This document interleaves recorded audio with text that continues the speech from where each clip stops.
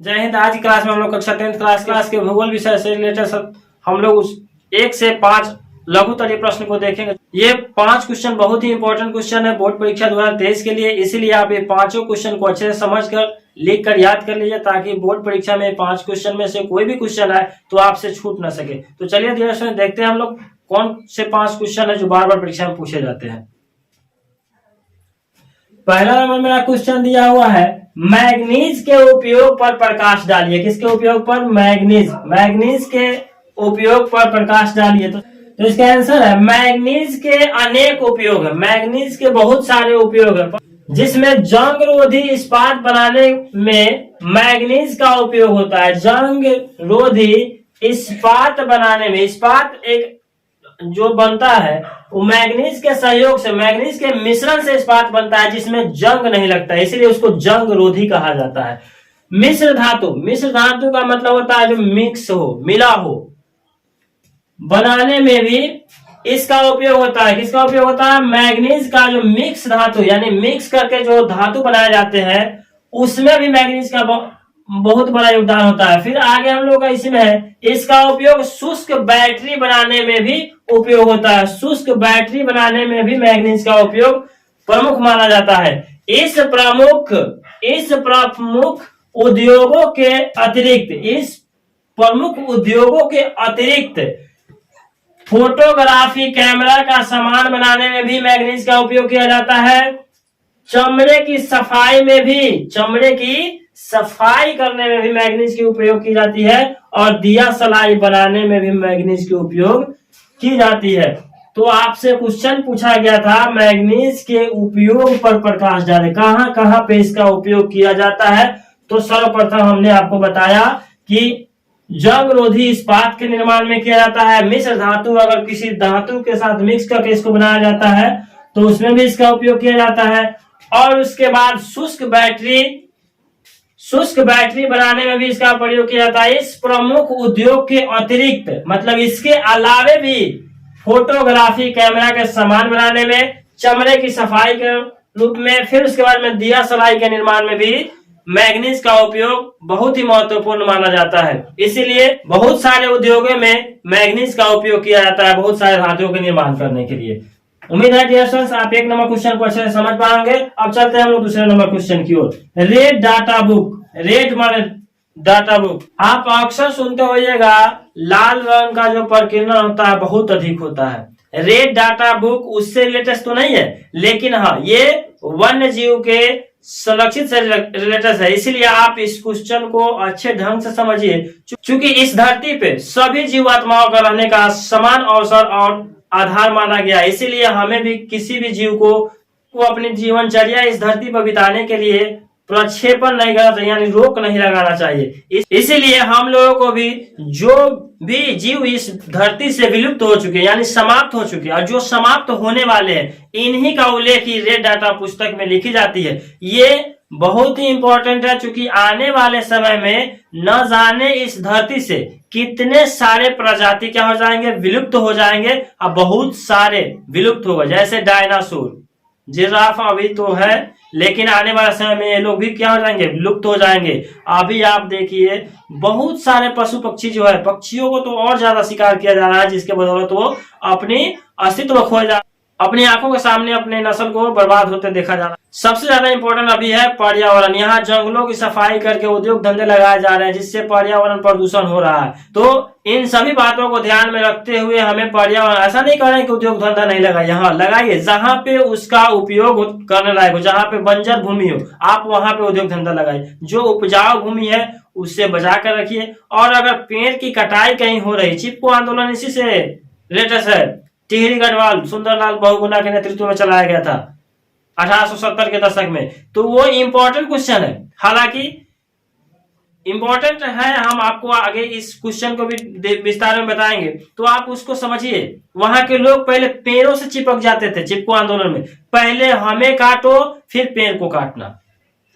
पर्यावरण संरक्षण ऐसे नहीं हो जाते, आप पर्यावरण संरक्षण कर रहे हैं तो उसमें सबसे ज्यादा इंपॉर्टेंट है कि आप पर्यावरण के ऊपर अगर एक पेड़ काटते हैं तो दूसरा पेड़ लगाइए, तभी पर्यावरण सुरक्षित रहेगा। ऐसा अन्यथा एक पेड़ काटे जाइए एक दिन ये भी क्या हो जाएंगे, विलुप्त हो जाएंगे। इसीलिए ऐसा होने से हमें संरक्षण करना है, बचाना है। जल का विदोहन भी नहीं करना चाहिए। जल संकट क्या है, जल संरक्षण, फसल चक्रण, ये सारे चीज हम लोग एक एक करके कवर करेंगे।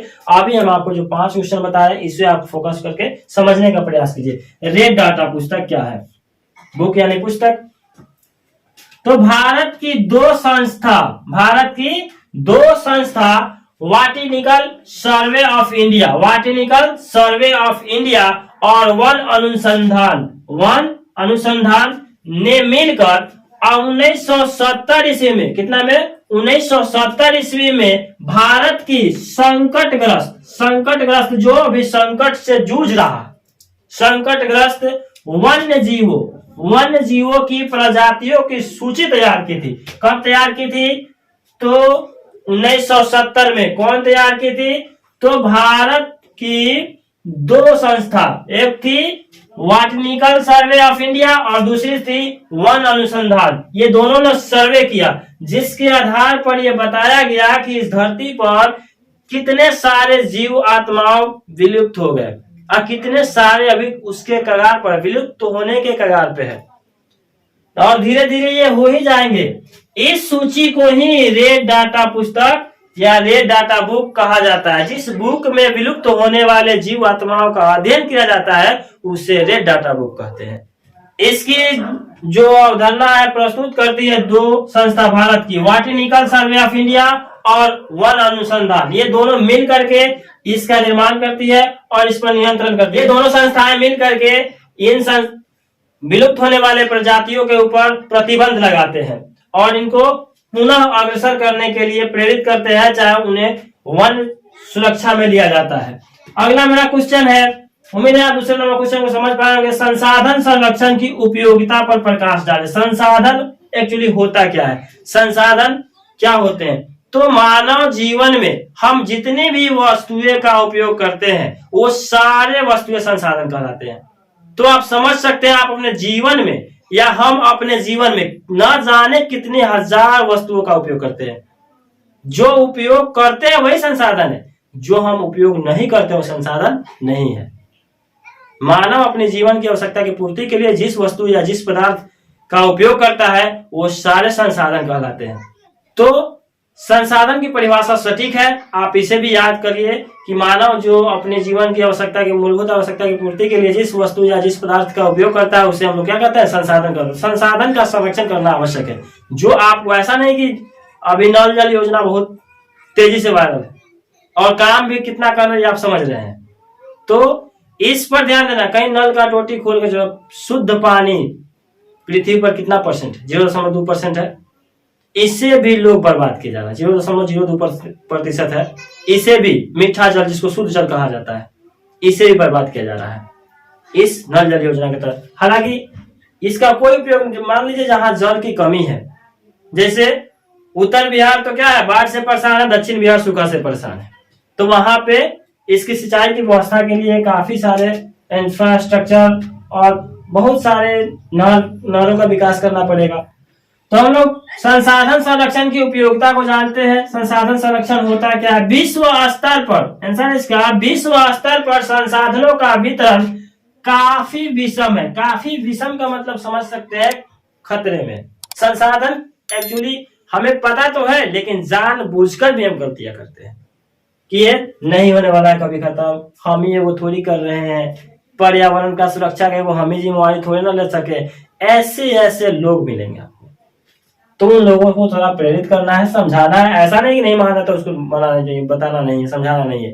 ग्राफ समझाइए, बताइए आने वाला समय कैसा आने वाला है। आप पढ़े लिखे व्यक्ति हैं या हम लोग जो भी शिक्षित लोग हैं उन्हें समझाइएगा। अनपढ़ लोगों को तो थोड़ा बहुत क्या, वो भी इस भावना को जानेंगे, समझेंगे और प्रेरित करेंगे बच्चों लोगों को। किसी प्रदेश में संसाधन विशेष की अधिकता है तो किसी प्रदेश में संसाधन विवेक अधिकता क्या है, नहीं है। किसी प्रदेश में संसाधन एकदम ढेर सारे पड़े हुए और किसी प्रदेश में संसाधन की कमी है। किसी प्रदेश में संसाधन की विशेष अधिकता है तो दूसरे प्रदेश में इसकी कमी होती है। इसके आवश्यक बात है, झारखंड में देखिए कोयला का भंडार है, अभ्रक का भंडार है, लेकिन वही बिहार में देखिए चूना पत्थर का, कच्चे माल की। जबकि प्रदेश में सर्वांगीण विकास के लिए संसाधनों की जरूरत होती है। प्रदेश में सर्वांगीण, प्रदेश के किसी भी देश या राज्य के विकास के लिए सबसे ज्यादा इंपॉर्टेंट है वहां की संसाधन की संरक्षण। वहां जो भी सामान उपलब्ध है उसे सुरक्षित ढंग से उपयोग करना। ऐसा नहीं कि ज्यादा कुबेर का खजाना लग गया तो दोनों हाथ से उठाओ, है ना, उसे संरक्षित करके रखना चाहिए आने वाले समय के लिए। बहुत ही, न तो नाम लेने मात्र का तक भी नहीं रहेगा आने वाला समय में, तो इनसे बचा कर रखना चाहिए।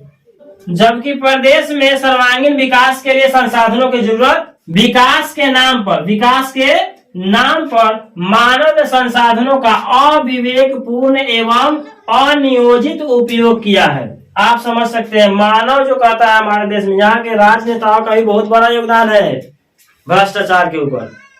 राजनेताओं को भी सोचना चाहिए, यहाँ के जो भी राजनेता है नियम कानून तो सबको ही लागू कर लेते हैं ना, लेकिन कितना % वो सक्सेस हो रहे हैं। एक बार निगरानी करिए, खुद से निरीक्षण करके देखिए कि हाँ जो हम योजना चला रहे हैं वो योजना सफल हो रही है या नहीं हो रही है। इन बातों पर भी ध्यान थोड़ा रख के, डॉक्टर APJ अब्दुल कलाम जी ने कहा था कि बिहार के विकास के बगैर आप भारत के विकास संभव नहीं करे, आप नहीं कर सकते हैं भारत का विकास। इसीलिए बिहार को तो अभी तक विशेष राज्य का दर्जा नहीं मिला हुआ है, तो बिहार को सबसे पहले विशेष राज्य का दर्जा देना चाहिए और यहाँ के लोगों के बारे में भी सोचना चाहिए। जब उतने बड़े व्यक्ति मिसाइल मैन कहा जाता है, तो कम से कम इन सब बातों पर उन लोगों, जब उतने बड़े बड़े महात्मा बुद्ध भी कह के गए, इन सब बातों पर भी ध्यान होना चाहिए। तो मानव जो है यहाँ के संसाधनों का अविवेकपूर्ण दोहन किया है, उन्हें ऐसा नहीं करना चाहिए। हम अगर किसी चीज को समझ रहे हैं कि ये वाकई में गलत किया जा रहा है, गलत हो रहा है, तो उसके प्रति आवाज उठाना चाहिए और गलत को रोकना चाहिए, उन्हें समझाना चाहिए। हालांकि भले वो पहले तुरंत एक बार आप समझाने का वो समझ गए, ऐसा नहीं होगा, उसको समझाना पड़ेगा उनको कि आप ऐसा कर रहे हैं, ऐसा करने से हमारे देश की, हमारे राज्य की, हमारे गांव की, हमारे समाज की भला नहीं हो रही, जिसके परिणाम स्वरूप कई पर्यावरणीय समस्याएं उभरने लगी है। कई सारे पर्यावरणीय समस्याएं उभरने लगी है, साथ ही साथ कई संसाधन समाप्ति के कगार तक पहुंच चुके हैं। कई संसाधन तो ऐसे हैं जो समाप्त होने के कगार पर पहुंच गए हैं।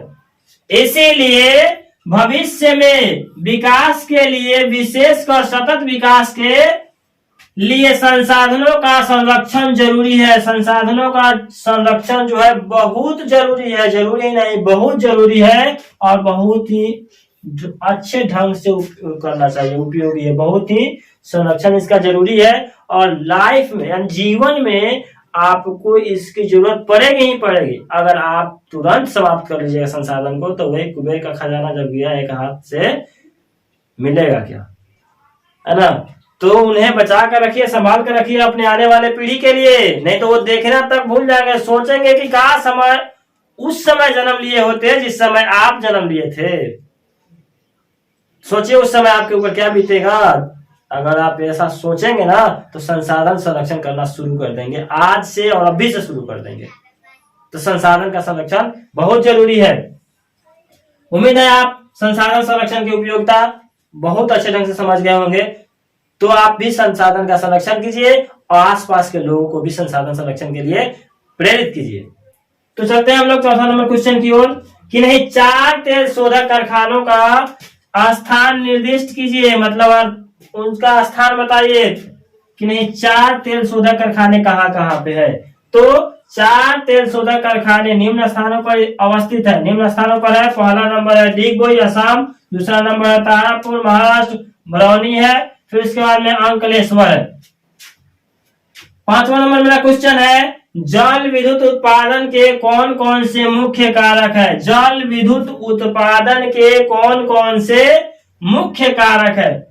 आंसर है जल विद्युत उत्पादन के मुख्य कारक निम्न प्रकार से है। पहला नंबर जो है ये है सदावाहिनी नदी। कौन सी नदी?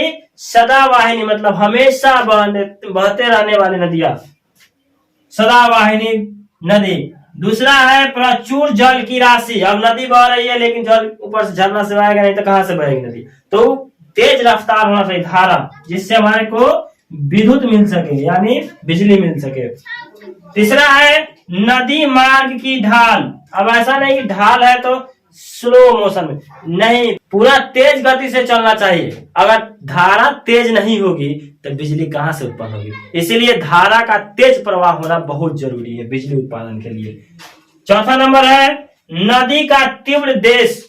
नदी का तीव्र देश, यहाँ देश शब्द का उपयोग किया गया है। नदी की तेज धारा होनी चाहिए, धारा एकदम तेज होनी चाहिए ताकि बिजली उत्पादन करे। और पांचवा नंबर है प्राकृतिक जल प्रपात। प्राकृतिक जल का स्रोत होना चाहिए, ऐसा नहीं कि मारे प्रेशर जा रहा है तेज में वो काम नहीं करेगा, उससे बिजली उत्पादन होगा, नहीं होगा। प्राकृतिक जल प्रपात होना चाहिए जो निरंतर चलता रहे, बहता रहे, उससे बिजली उत्पादन होगी, वो रियल प्राकृतिक जल प्रपात चाहिए। जी फ्रेंड्स, आज की क्लास में हम लोग कक्षा 10th क्लास के भूगोल विषय से रिलेटेड 1 से 5 लघुतरीय प्रश्न का अध्ययन किया, जिसे बहुत ही डिटेल्स में हमने आपको बताने का प्रयास किया। डियर फ्रेंड्स, अगर आपको ये वीडियो अच्छी लगी हो तो प्लीज चैनल को सब्सक्राइब कीजिए, वीडियो को लाइक कीजिए तथा शेयर कीजिए ताकि मेरी हर वीडियो आपके पास ऐसे ही सफलतापूर्वक पहुंचती रहे। डियर फ्रेंड्स, आज की क्लास में इतना ही, मिलते हैं हम लोग अगले वीडियो में, तब तक के लिए धन्यवाद। जय हिंद।